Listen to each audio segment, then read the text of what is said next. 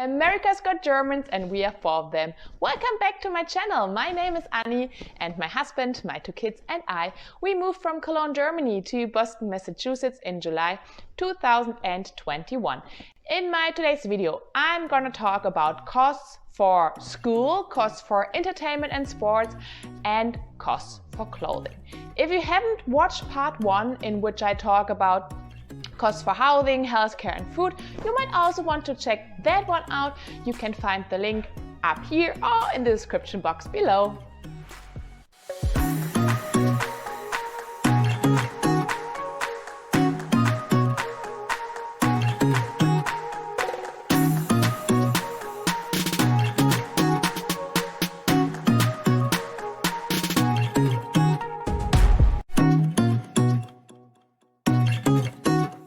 Let's kick it off today with the most shocking part, which is definitely costs for schools and childcare.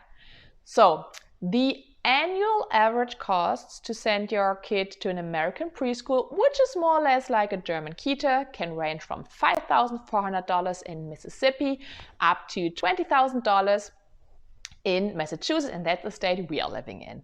But as I said, I was talking about average costs. So I talked to a childcare close by and they asked me to pay $70,000 to send my 2 kids to their place, and there was already a discount included for the second child. I mean, excuse me? Of course, that was not an option. Anyways, a lot of preschools, they also offer half-day programs, or they offer that you just send your kid 2 or 3 days a week, and then, of course, the costs are less. But again, sending a kid to an American childcare can definitely be a financial burden. All right, kindergarten, on the other hand, already falls under the public education system and is mandatory in a lot of states, and that is why it is for free, but only if you send your kid to a public school. The same applies for elementary school, high school, and middle school. Oh, by the way, an American kindergarten is nothing like a German kindergarten. It is more like a German Vorschule, and kids go there or have to go there when they are around 5 years old. They have to finish kindergarten before they can enter elementary school. If you're interested in learning more about the general differences between German and an American childcare system, you could watch one of my other videos. I will link to that in the description box below. Okay, I was saying that public schools are for free, so why isn't everyone going to a public school? That is because it's really depending where you're living. The place where we are at is known for very good public schools, but I feel everywhere else, or in most parts of the United States, there's a huge difference between public and private schools in terms of quality. And if you can afford it, you would definitely choose to send your kid to a private school for sure. All right. Like with housing, costs can vary across the states. It could be that you just have to pay $3,500 for a private elementary school in Nebraska, for instance, but the average cost for a high school in Massachusetts are $35,000. If you would like to learn more about a specific state and how high costs are in that specific state, again, I will link to a website in the description box below. You can check it out. It will tell you all about it. Okay, I also found this map, and it is showing that in general in the Northeast, the tuition is more expensive than the Midwest and the South. But coming from a country where education is more or less for free, to be honest, we had to take a deep breath to, digest those numbers. Let me know how you feel about it in the comment box below. Yeah, this one is fun to talk about because clothes. Wait, is it clothes or is it clothing? I'm not so sure here. Anyways, those things are a lot cheaper in the United States. You can find great deals for jeans, sportswear, shoes, you name it. And a lot of big cities, they also have this big factory outlet malls where you can find all the big brands for a really nice discount. But I don't know if it's me using the American washing machine all wrong, or if it's really the quality of the clothing.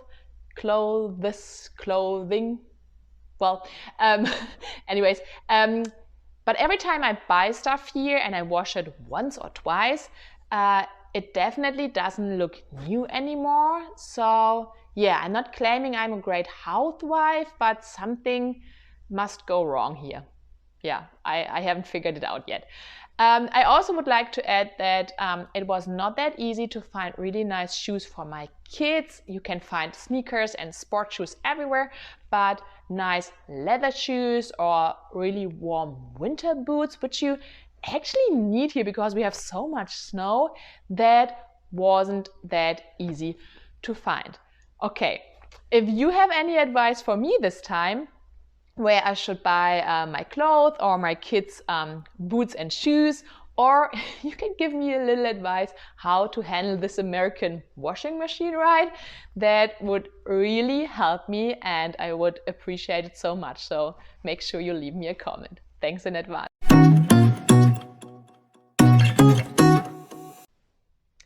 Of course, if you move to a different place, a new city or a new country, you usually want to have some fun and you would also like to explore the city. So we are a very active family and we just love to do stuff, but we had to find out that entry fees and sports membership are a lot more expensive. So for instance, going to a movie costs around $15.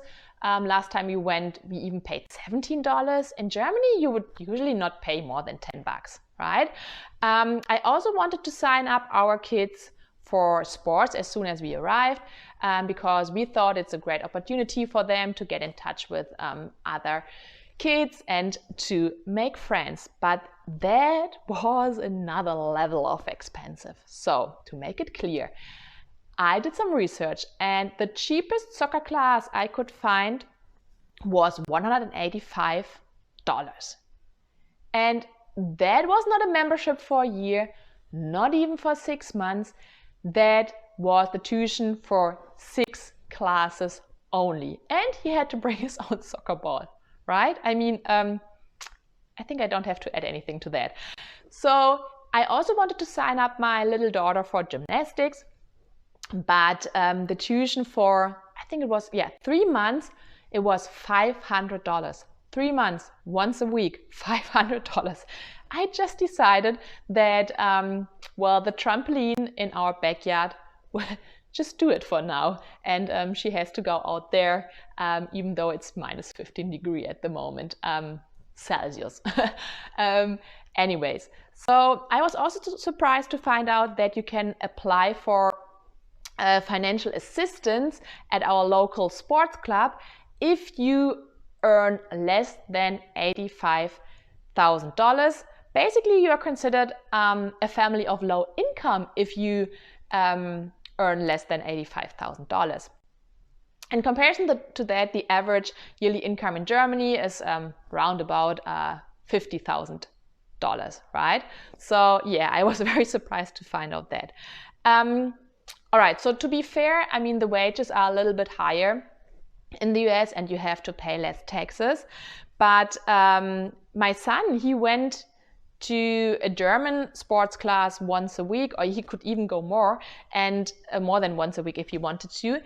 And the tuition was €6.50 per month, so $7 per month.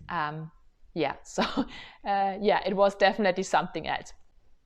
Anyways, that being said, that was the end of my today's video. If you liked what you saw, just make sure you subscribe or you leave me a comment, leave me a thumbs up to feed the algorithm, whatever you would like to do.